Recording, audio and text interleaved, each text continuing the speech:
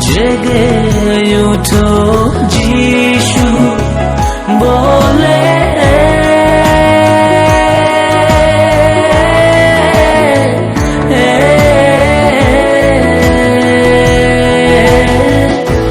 মনের দুয়ার দাও রে খুলে। প্রভু যীশু খ্রিস্টের মিষ্ট এবং মধুর নামে আন্তরিক অভিবাদন। যোহন লিখিত সুসমাচার 19 অধ্যায় 35 পদ।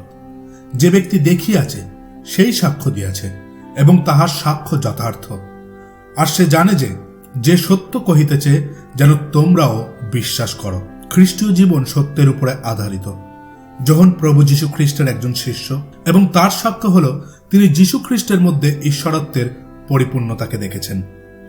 খ্রিস্ট দেহ ধারণ করেছেন, অনুগ্রহ এবং সত্যে পরিপূর্ণ ছিলেন।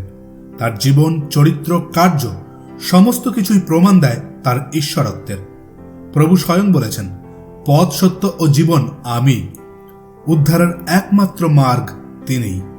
যখন তিনি সত্য সাক্ষ্য তুলে ধরেছেন যে খ্রিস্ট পাপীদের জন্য নিজের জীবনকে দিয়ে উদ্ধারের পথ প্রস্তুত করেছেন।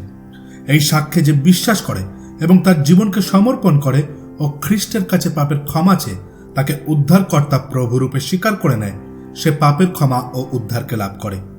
আমি বিশ্বাস করে উদ্ধার লাভ করেছি এবং ঈশ্বরের সন্তান হয়েছি। আপনিও বিশ্বাস করে তার সন্তান হওয়ার অধিকার লাভ করতে পারেন। ধন্যবাদ। দেখো রাজরাজেশ্বর ঈশ্বর